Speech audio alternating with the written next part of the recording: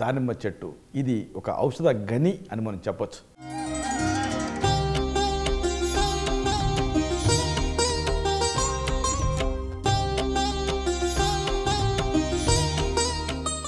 మంచి ఎరుపు వర్ణంతో నిండినటువంటి ఈ దానిమ్మ గింజలు ప్రకృతి మనకు అందించినటువంటి అపురూప వరం అని చెప్పొచ్చు. పైకి కఠినంగా కనిపించినప్పటికీ కూడా లోపల దాగి ఉన్నటువంటి ఈ అద్భుత ఔషధ గుణాలు తరతరాలుగా మన ఆయుర్వేదంలో దీనికి ఒక ప్రత్యేకమైన స్థానం ఉంది. చూడండి, ఆయుర్వేదంలో ఆకారాన్ని బట్టి అలాగే దాని తత్వాన్ని బట్టి కూడా ప్రయోజనం అనేది ఉంటుంది. ఉదాహరణకు ఇది ఎర్రగా ఉంటుంది కదా ఈ దానిమ్మ గింజలు, అందుకని రక్తాన్ని పెంచుతుంది. అలాగే దానిమ్మ పండును మీరు చూస్తే అది దాదాపుగా రొమ్ముల్ని పోలి అంటే వక్షాలను పోలి ఉంటుంది. అందుకని బ్రెస్ట్ రిలేటెడ్ కండిషన్స్లో ఇది అద్భుతంగా పనిచేస్తుంది. ఇలా ఒకటి కాదు రెండు కాదు, దీనికి అద్భుతమైన గుణాలు ఉన్నాయి. కేవలం ఇది పండే కాదు, చెట్లో ఉండేటువంటి ప్రతి భాగం కూడా ఆరోగ్యానికి ఆలంబనం కింద నిలుస్తుంది. దానిమ్మ సౌందర్యానికి కూడా ఉపయోగపడుతుంది, ఆరోగ్యాన్ని కూడా అందిస్తుంది. అంటే ఇది ఒక సంజీవినిలాగా మన జీవితంలో భాగమైపోయింది.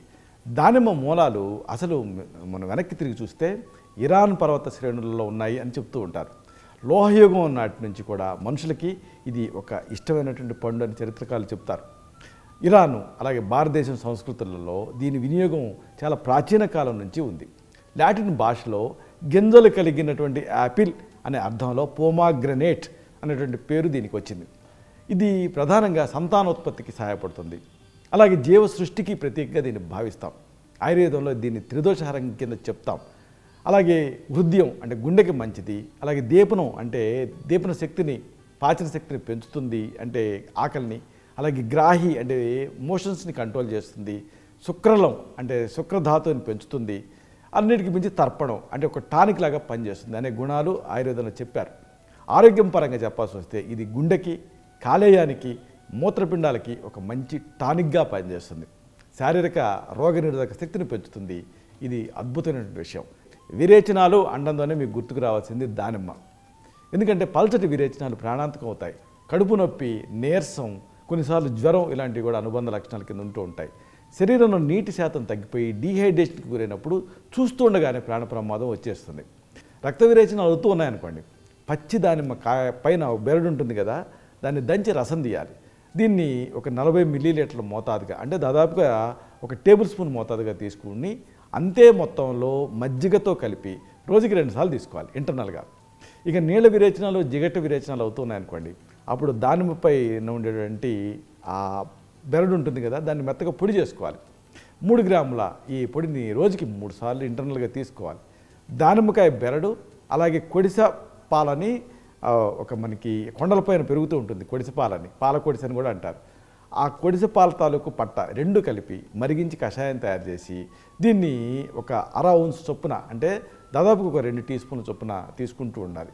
అలా లేత దానిమ్మ పిందెలు దీన్ని తీయటి పెరుగుతోటి కలిపి నూరి పిల్లలకి ఒక స్పూన్ తాగించినా కానీ విరేచనాలు కంట్రోల్ అవుతాయి. ప్రత్యేకంగా బద్దె పురుగు అంటే టేప్వార్మ్ ఇన్ఫెక్షన్స్లో దీని పనితీరు అమోఘం. అంటే ఏ ఔషధం దీనికి ముందు సాటి రాదు, అంత గొప్పగా పనిచేస్తుంది. ఎందుకంటే ఈ టేప్వార్మ్స్ ఉన్నప్పుడు ఆకలి తగ్గిపోతుంది. అలాగే ఒక్కొక్కసారి ఎర్రేటిక్గా ఉంటుంది, కడుపులో నొప్పి వస్తూ ఉంటుంది, అలాగే బరువు తగ్గిపోతూ ఉంటారు. ఎందుకంటే మొత్తం ఫుడ్ అదే తినేస్తుందిగా, ఇక శరీరానికి ఫుడ్ అనేది అందదు. అలాగే వికారంగా అనిపిస్తూ ఉంటుంది. కొన్నిసార్లు ఆ మలంలో తెల్లటి పురుగు ముక్కలు కనిపిస్తూ ఉంటాయి. ఇవి టేప్వార్మ్ తలకు ముఖ్యమైన లక్షణాలు. అలాంటప్పుడు దానిమ్మను ఎలా వాడుకోవాలి? దానిమ్మ వేరు పైన ఉండేటువంటి బెరడు ఉపయోగపడుతుంది. దీన్ని ఒక 50 గ్రాములు తీసుకొని 4 రెట్ల నీళ్లు వేసి కషాయం కాయాలి. దీన్ని వడపోసుకోవాలి. దీనికి పంచదార, తేనె అలాగే తేనె కాదనుకుంటే ఆముదం కలిపేసేసి రోజుకి 2 ఔన్సులు అంటే ఒక 60 ml మోతాదుగా పురుగు తాలూకు తల ఊడి వచ్చే వరకు కూడా దీన్ని తీసుకుంటూ ఉండాలి. దానిమ్మ పట్టతోటి కషాయం కాచి నువ్వుల నూనె కలిపి 3 రోజులు కూడా వాడవచ్చు. ఇదొక వేరియేషన్. కషాయం తీసుకున్న తర్వాత విరేచనం అయ్యే వరకు కూడా ఆముదం లాంటివి వాడుతూ ఉండాలి. అప్పుడు నిశ్శేషంగా ఈ టేప్వార్మ్ ఇన్ఫెక్షన్ తగ్గుతుంది.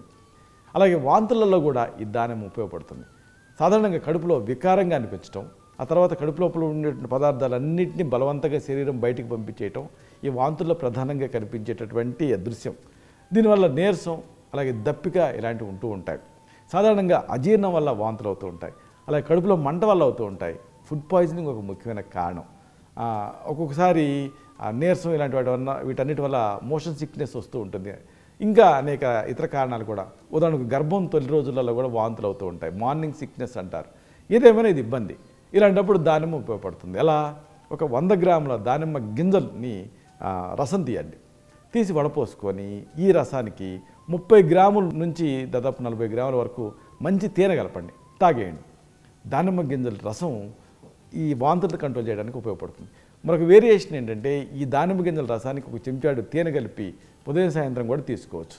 గర్భిణీ స్త్రీలలో వేవిళ్ళు అవుతున్నప్పుడు కూడా వాంతులు అవుతాయి అనుకున్నాం కదా, ఇలాంటప్పుడు దానిమ్మ తొక్కని దంచి రసం తీసి తేనెతో కలిపి నాకాలి. దీంతో మంచి రిజల్ట్ ఉంటుంది. అలాగే చాలామందిలో మనం చూసే సమస్య పులితేన్పులు రావటం, కడుపు నొప్పి, కడుపు ఉబ్బరింపు, అజీర్తి, ఇవి అతలాకుతలం చేస్తూ ఉంటాయి. ఇలాంటి సందర్భాల్లో కూడా దానిమ్మ ఉపయోగపడుతుంది. భోజనం తర్వాత కడుపులో మంటగా ఉండటం, అలాగే పుల్లటి తేన్పులు రావటం, కడుపు ఉబ్బరింపుగా బరువుగా అనిపిస్తూ ఉండటం, ఆకలి తగ్గటం, సరిగ్గా జీర్ణం కాకపోవటం, ఇవన్నీ కూడా ఆ గ్యాస్ట్రైటిస్ తాలూకు లక్షణాలు. దీనికి మెయిన్ కాజ్ ఏంటంటే వేళాపాడ లేకుండా తినటం, సక్రమంగా జీర్ణం కాని ఆహారం తీసుకోవటం, అలాగే ఎక్కువగా ఆయిల్ ఐటమ్స్ తీసుకోవటం, మసాలా పదార్థాలు వాడటం, అలాగే వేళకి తినకపోవటం, ఇలాగా మానసిక ఒత్తిడి, 1 కాదు 2 కాదు, కొన్ని రకాల మందులు, ఇలాగే ఒక్కోసారి హెలికోబాక్టర్ పైలోరీ అని ఒక బ్యాక్టీరియల్ ఇన్ఫెక్షను, వీటన్నిటి వల్ల ఈ ఎసిడిటీ అనేది ఇబ్బంది పెడుతూ ఉంటుంది. ఇలాంటప్పుడు దానిమ్మ ఉపయోగపడుతుంది. ఎలా వాడుకోవాలంటే, ఎండిన పుదీనా ఆకుల పొడి, సైంధవ లవణం సమానంగా తీసుకోండి. దీనికి రెట్టింపు దానిమ్మ పెచ్చుల చూర్ణం అంటే ఏమిటి? దానిమ్మ పండు పైన ఉండేటువంటి బెరడు చూర్ణం. ఈ పెచ్చుల చూర్ణాన్ని కలిపి ఉంచుకోండి. ఈ మిశ్రమాన్ని రోజుకి 2 సార్లు భోజనం తర్వాత ఒక పావు స్పూన్ నుంచి అర స్పూన్ వరకు కూడా నీళ్ళకి కలిపి లోపలికి ఇంటర్నల్గా తీసుకోండి. అలాగే ఇంకొక వేరియేషను, దానిమ్మ గింజల రసాన్ని ఒక చెంచాడు తేనెతో కలిపి ఉదయం సాయంత్రం కూడా తీసుకోవచ్చు. దీంతో కూడా ఎసిడిటీ సమస్యలు తగ్గుతాయి. ఇంకొకటి ప్రధానంగా మనం చూసేది, ఇబ్బంది పెట్టేది దగ్గు, కాఫ్. సాధారణంగా శ్వాసనాళాల్లో ఏదైనా అడ్డుపడినప్పుడు అప్పుడు శరీరం దాన్ని బయటికి పంపించే ప్రయత్నం చేస్తుంది, అప్పుడు దగ్గు అనేది వస్తుంది. ఇది పొడిగా ఉండొచ్చు, లేదా కఫంతో కూడి కూడా కనిపించవచ్చు. గొంతులో గరగర, నొప్పి ఇలాంటి అనుబంధ లక్షణాల కింద ఉంటూ ఉంటాయి. కోరింత దగ్గు అయితే ఒక ప్రత్యేకమైన శబ్దంతో కూడా వస్తూ ఉంటుంది. సాధారణంగా జలుబు వల్ల దగ్గు వస్తుంది, ఫ్లూ వల్ల, వైరల్ ఇన్ఫెక్షన్స్ వల్ల దగ్గు వస్తుంది, ఎలర్జీల వల్ల, పొగ వల్ల, వాయు కాలుష్యం వల్ల, ఆఖరికి ఆస్మా, కొన్ని రకాల మందుల వల్ల కూడా ఈ దగ్గు రావచ్చు. ఇలాంటప్పుడు దానిమ్మ ఉపయోగపడుతుంది. దానిమ్మ బెరడు, ఉప్పు సమంగా కలిపి మెత్తగా నూరి దీన్ని వయసును అనుసరించి శనగ గింజంత మోతాదుగా తేనెతో కలిపి నాకించాలి. దానిమ్మ పండు తొక్కని నోట్లో ఉంచుకొని రసాన్ని మింగుతుంటే కూడా దగ్గు తగ్గుతుంది. కోరింత దగ్గు ఉందనుకోండి, 1 స్పూన్ దానిమ్మ బెరడు పొడిని 1 గ్రాము తేనెతో కలిపి నాకించాలి. పసిపిల్లల విషయంలో ఈ మోతాదుని మీరు సరి చేసుకోవాలి. అంటే పసిపిల్లలు అనుకోండి, అప్పుడు ఈ దానిమ్మ చెట్టు బెరడు, ఉప్పు సమంగా కలిపి దంచి జస్ట్ కంది గింజంత మాత్రలో దీన్ని తేనెతో కలిపి అరగదీసి నాకించాలి.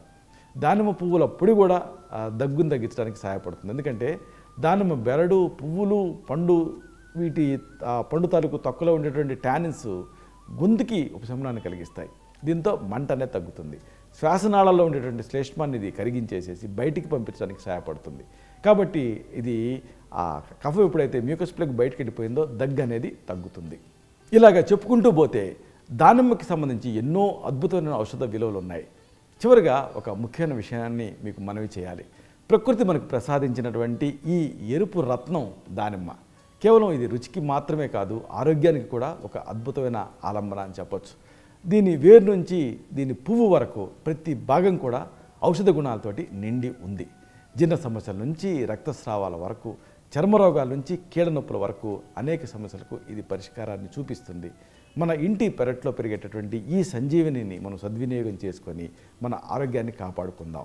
భావి తరాలకు కూడా దీని తాలూకు ఆ విలువల్ని మనం తెలియజేద్దాం. దానిమ్మ కేవలం పండు మాత్రమే కాదు, ఆరోగ్యానికి ఒక వరం.